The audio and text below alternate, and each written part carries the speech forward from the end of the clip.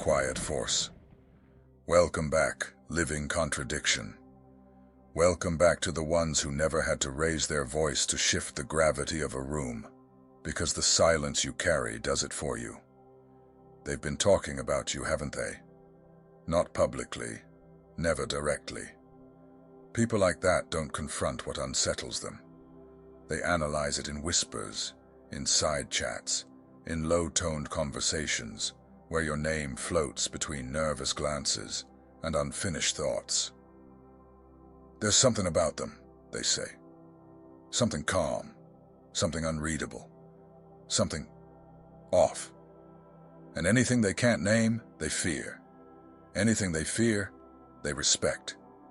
And anything they respect, they avoid challenging up close. You operate on what the world doesn't have language for yet. Not aggression, not dominance, but controlled gravity. Not loud power, but quiet inevitability. Most people think strength looks like force, volume, emotional intensity, confrontation. That's beginner behavior. That's what people do when they're still ruled by impulse, still leaking energy, still reactive enough to be predictable. What you carry is something colder, sharper, rarer. It's the composure of someone who doesn't need to win, because they already know how the story ends. It's the stillness of someone who could walk away from the entire situation without flinching. And everyone in the room feels that possibility humming beneath your silence. Your calm isn't empty. It's loaded. It's the kind of calm that makes people stumble over their own excuses when you don't rush to fill the air. The kind that makes nervous systems misfire when you don't react the way you're supposed to. The kind that says, without words, I could disengage from this conversation, this relationship, this entire dynamic, and sleep just fine. And people sense that instantly, not consciously, but in their bodies. Their breathing shifts, their posture tightens, their tone changes. Because silence from someone like you isn't absence, it's pressure. And your intelligence isn't academic. It's not about credentials or vocabulary or quoting thinkers.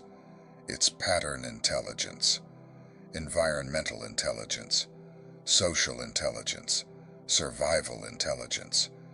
You read rooms in fractions of a second. You see shifts before they surface. You catch inconsistencies before people realize they've made them. You understand people better than they understand themselves, not because you're obsessed with them, but because you learned early that awareness equals safety, that observation equals leverage, that the loudest people are often hiding the most, that the most confident voices are usually covering the deepest insecurity, that what people say is irrelevant compared to what they repeat, what they avoid, what they defend, what they react to when they think no one's watching. So you watch, not with judgment, not with cruelty, not with superiority, but with surgical clarity. You see through masks without ripping them off. You see fear under bravado, desperation under dominance, emptiness under noise. And when you combine that perception with your stillness, you become something most people can't handle. Unreadable, unhookable, unprogrammable.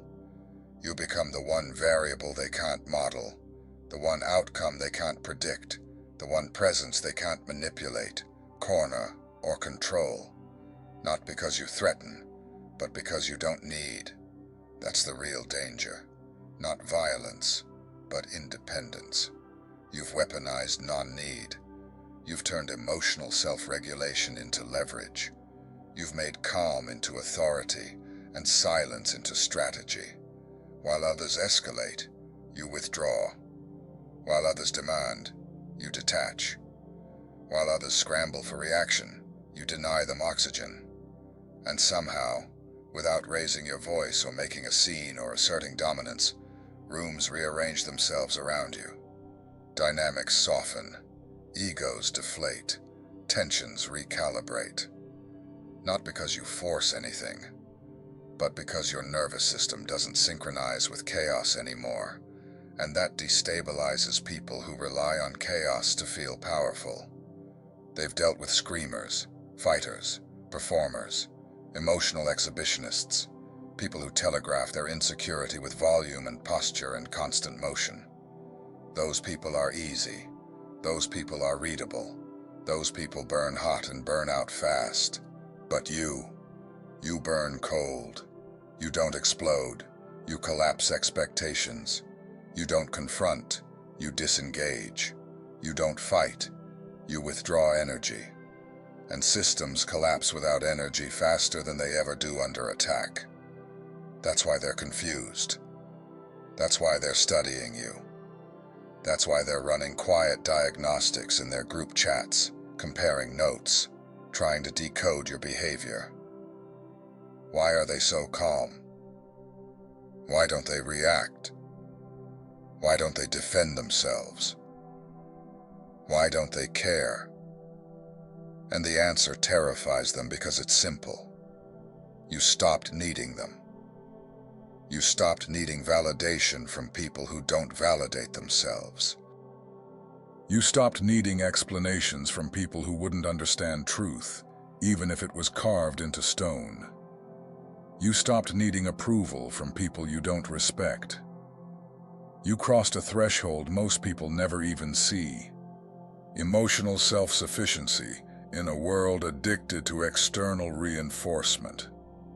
You became internally sovereign in a culture built on psychological dependency.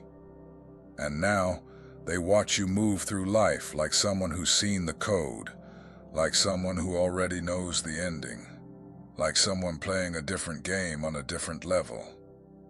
Because you are.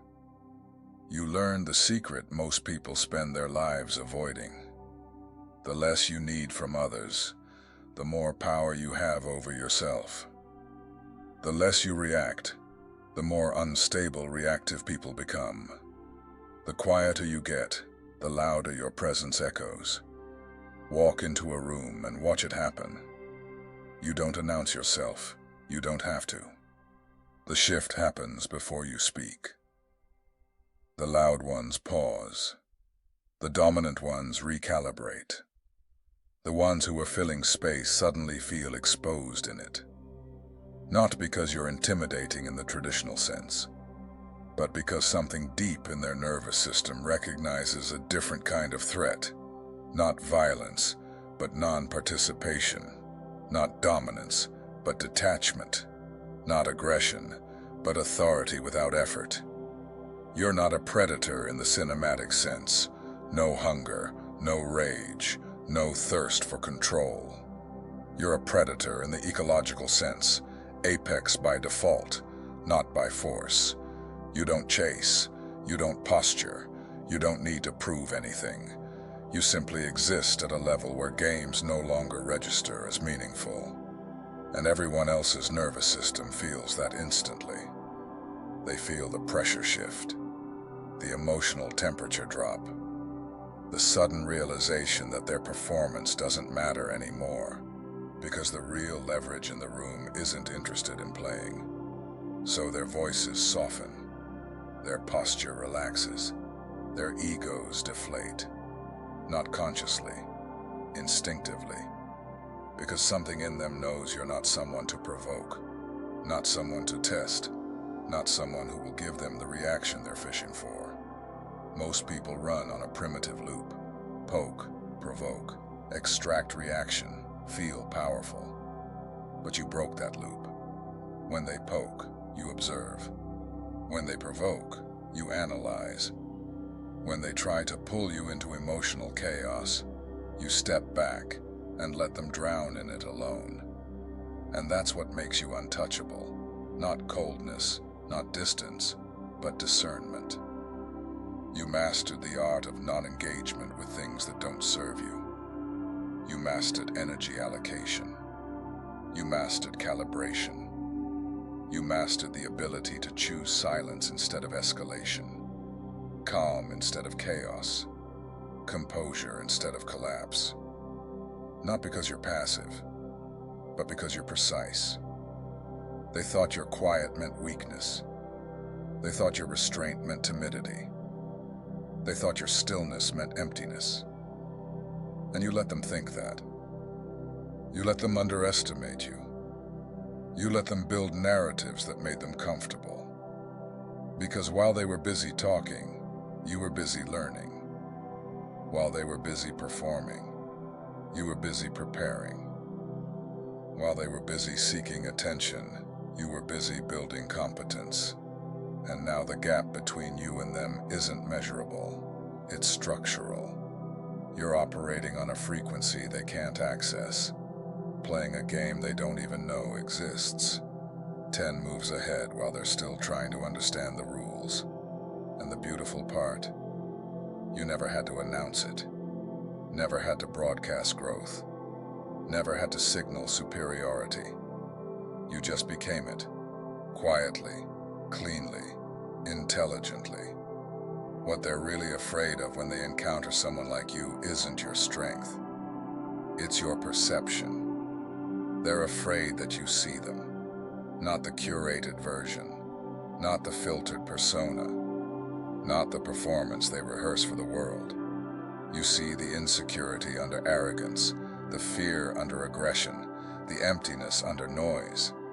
And when someone sees you that clearly, when someone looks past your mask without needing to tear it off, manipulation dies, games collapse, scripts malfunction, because you already see the patterns, the loops, the tells, the end game. You see people the way a chess grandmaster sees a board, not just the current position, but the trajectory, the inevitability, the outcome before it unfolds. And once someone realizes you see them that clearly, they lose leverage over you permanently. That's why they avoid you. That's why they smile nervously but never get close. That's why conversations soften around you. That's why people feel exposed without knowing why. Because your presence threatens illusions without attacking them. And most people are made entirely of illusions, personas, narratives, defenses, identities built to protect fragile cores from scrutiny. But you don't need illusions. You don't need personas. You don't need stories about yourself. You exist in something rarer: coherence, rawness, internal alignment. And that solidity makes their constructions feel like sandcastles in high tide. They feel inadequate around you without understanding why. They feel judged even when you aren't judging. They feel seen even when you're silent. Because you're operating at a level of authenticity they've never reached, and it reminds them of everything they're pretending not to be. Let's go deeper, because this quiet power you carry isn't accidental. It's engineered. It's not about emotional numbness. It's not about detachment. It's not about being robotic or cold. It's about controlled intensity, precision energy, knowing exactly how much of yourself to give to any moment, any person, any situation, and no more. When someone escalates, you de-escalate without trying. When someone brings chaos, your calm exposes it. When someone throws insults, your maturity makes them look childish. When someone plays games, your stillness ends the match. This isn't weakness, this is mastery. Because you figured out the truth most people never grasp. Whoever controls their emotional state controls the interaction. Whoever refuses to be moved controls the board. Whoever stays calm while others unravel becomes the default authority in the room. Think about it. When everyone panics and you don't, who do they look to? When everyone argues and you stay silent, who holds gravity? When everyone reacts and you observe, who sees clearly? You do, because you built what most people avoid their entire lives: emotional discipline, mental fortitude, psychological sovereignty.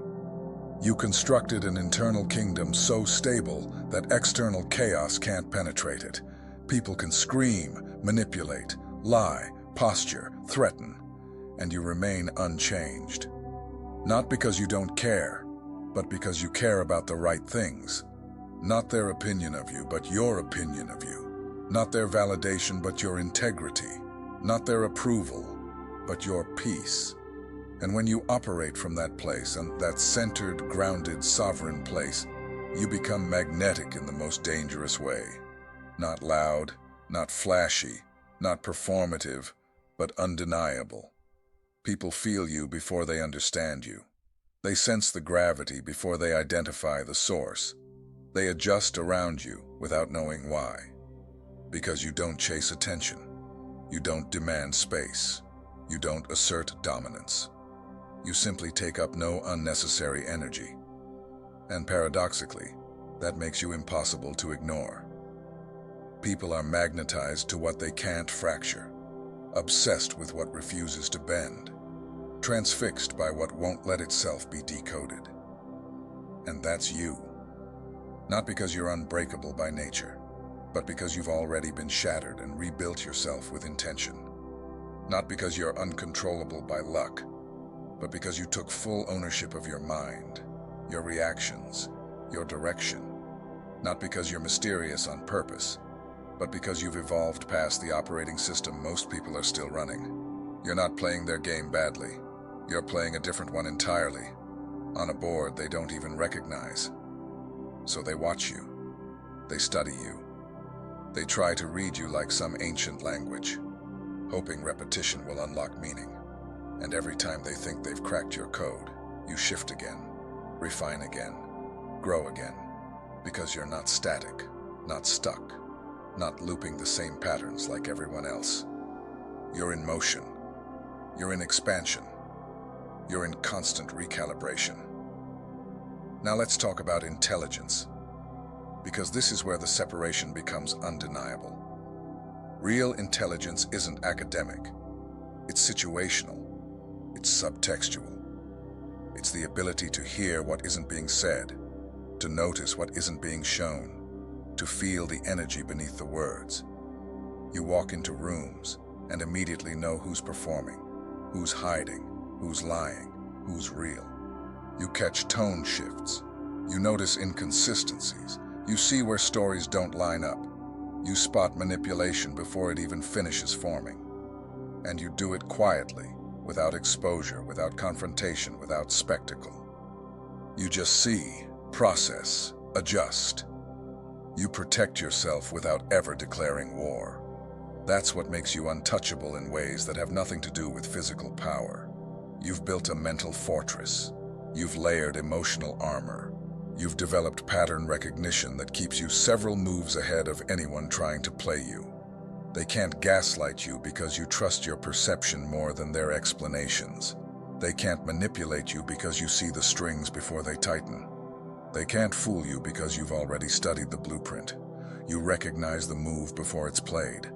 And that makes you the worst possible opponent for someone who survives on deception. Because you don't fight them. You don't argue. You don't defend. You simply see them fully and decide they're not worth your energy. And that quiet dismissal, that calm refusal to engage, destroys them more than confrontation ever could. People who rely on manipulation need reaction. They need friction. They need you emotional so they can rewrite the narrative. They need you defending yourself so they can keep attacking. They need your concern so they can weaponize it.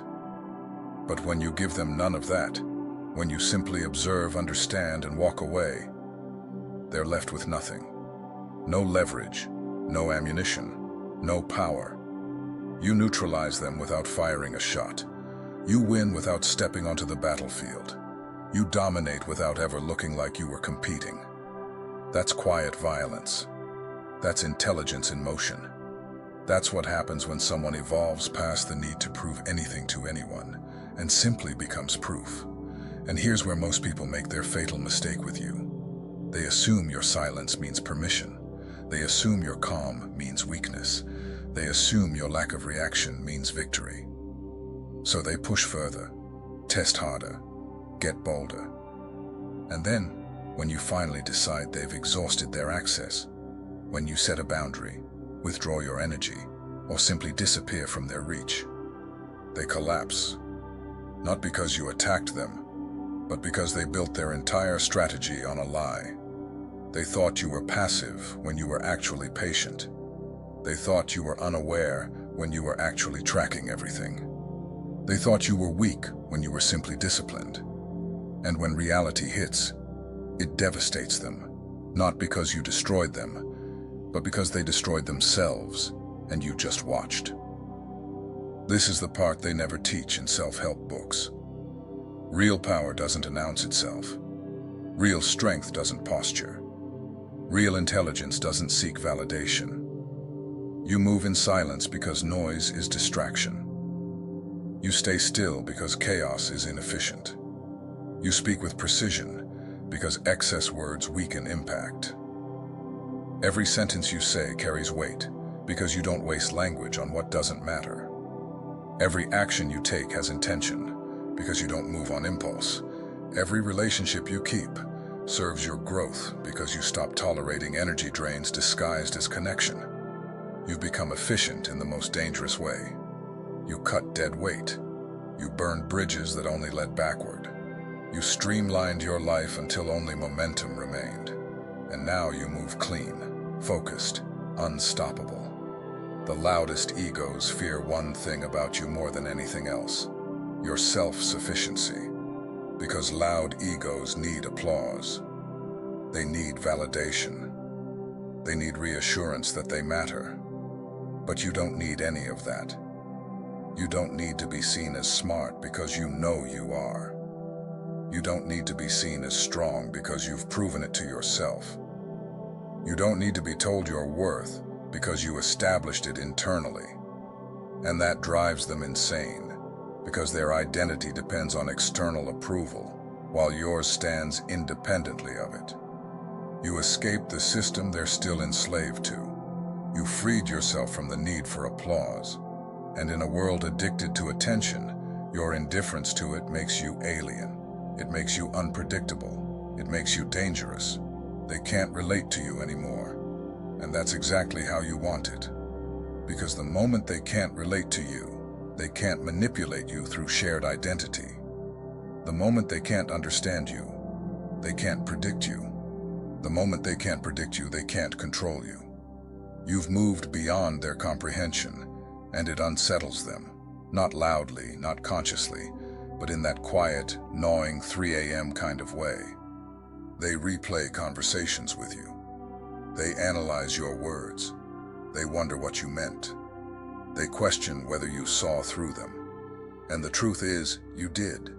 You always do. Because seeing through people isn't something you try to do anymore. It's automatic. Patterns surface. Masks slip. Truth reveals itself. And you're already there, watching. Now here's your ending. Because this isn't about becoming louder, harder, colder, or more dominant. It's about becoming untouchable without needing armor, powerful without needing permission, and sovereign without needing approval. You don't chase influence. You generate gravity. You don't demand space. Reality rearranges around you. And the more you stabilize yourself internally, the more unstable external games become around you. This isn't superiority. This is alignment. This is what happens when someone stops leaking energy into noise and starts moving with precision, restraint, and clarity. You don't announce who you are anymore. You let presence handle it. You don't prove strength. You let consistency expose it. You don't seek recognition. You let results speak quietly and permanently. And once you reach this level, you're no longer trying to rise above people. You're simply operating beyond them. If this hits something real in you, don't ignore it. Subscribe and stay here. This space is for people.